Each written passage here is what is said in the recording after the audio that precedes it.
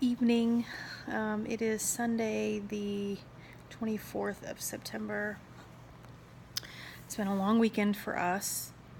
I haven't even posted any of my videos about the pregnancy, and unfortunately this weekend we've been going through a miscarriage. On Thursday afternoon, I noticed some spotting, very light. Of course, I went online. Article after article after article talked about it being normal in the first trimester. Friday afternoon, I called my OB's office. I hadn't even had my first appointment with them yet. They scheduled me my first ultrasound and my first appointment for this coming up Friday, the 29th, I think it is. And then they transferred me to the nurse. They didn't have a doctor in the office Friday afternoon. I told her that I'd had some spotting, that it was getting a little bit heavier. She said that it was normal in the first trimester. If it starts to get heavier and it's more like a period, go to the emergency room, yada, yada, yada. Friday was my son's birthday, his 12th birthday. He was having a friend spend the night. We took them to see a movie. Came home. I laid down. My husband put the boys to bed. About 3 a.m, I got up to go to the bathroom, and the bleeding was significantly heavier. I laid back down. We were supposed to take the boys to Busch Gardens on Saturday, but by 9 o'clock in the morning, when it was getting close for us, so time to leave, it was significantly heavier bleeding. So we made the unfortunate call for my son to not go to Busch Gardens. We left him at home. We took his friend home, and my husband took me to the emergency room. They did an ultrasound, both an external and a vaginal ultrasound. The baby's heartbeat was 114, which is good. Anything over 100 is good. My HCG levels were 3,500, which the doctor said was good, but the bleeding continued to get really heavy. And here we are Sunday night, and it's just continued to be really heavy, some clotting.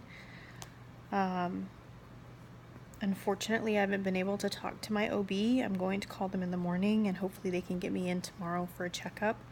They will check my HCG levels, and if they've dropped, then that will just confirm what I feel like is already what's happened.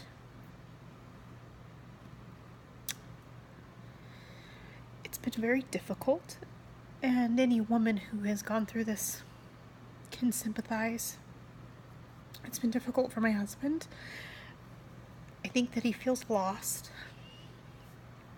and doesn't know what to do.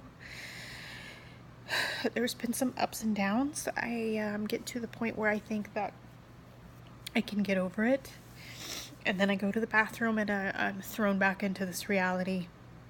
What's happening to my body? I would like to say that I still have hope, but the bleeding has just been too heavy for too many days for me to feel like this is normal. I just can't imagine that this would be normal.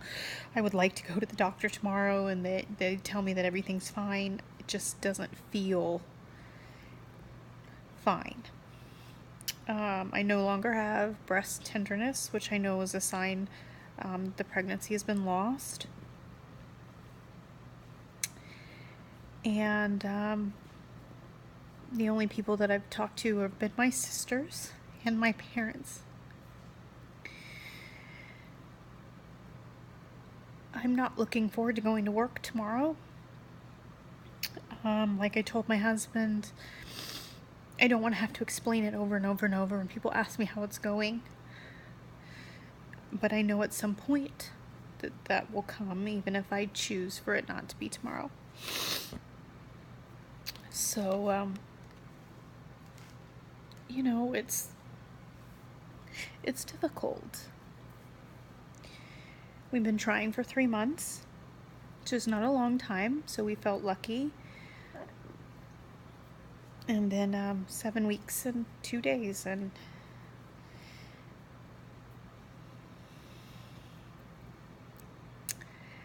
I wish that more women would talk about this experience, because I found myself feeling like I'm alone, and I know that I'm not alone. When statistics say that 25% of women have miscarriages, it's a lot, and yet people don't talk about it. And I wonder why that is. I'm not ashamed. I didn't do anything to cause this. I'm, like my mom said, I'm mature enough to understand why my body is doing this, whether it's a fetus that's incompatible with life, or just for whatever reason my body wasn't able to carry this child to term.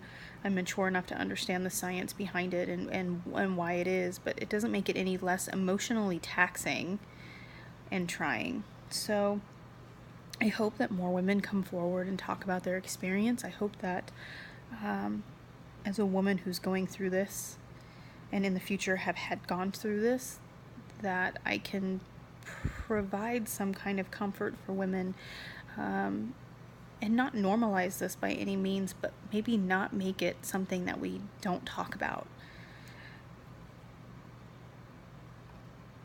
It's normal to be upset. It's normal to feel helpless. It's normal to have moments where you feel like there's something that you could have done, but that's just not the case. And I know that. So I hope that, ladies, that you feel comfortable talking about your experiences. I hope that you understand that there's other women out there who can be there for you when you feel alone, or if you feel alone. And I hope that we will continue to try, because it's definitely something that we both want. My husband, I think, would like to wait, but I don't want to wait. And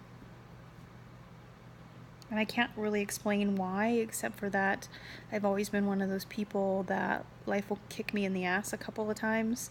I may get down for a day or two, and then I'm right back up, and I want to move forward. I'll grieve.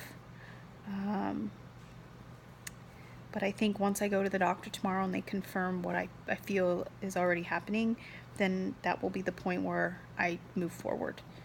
And I'm looking forward to the next time. So thank you for your support, and I look forward to hearing from you about your experiences.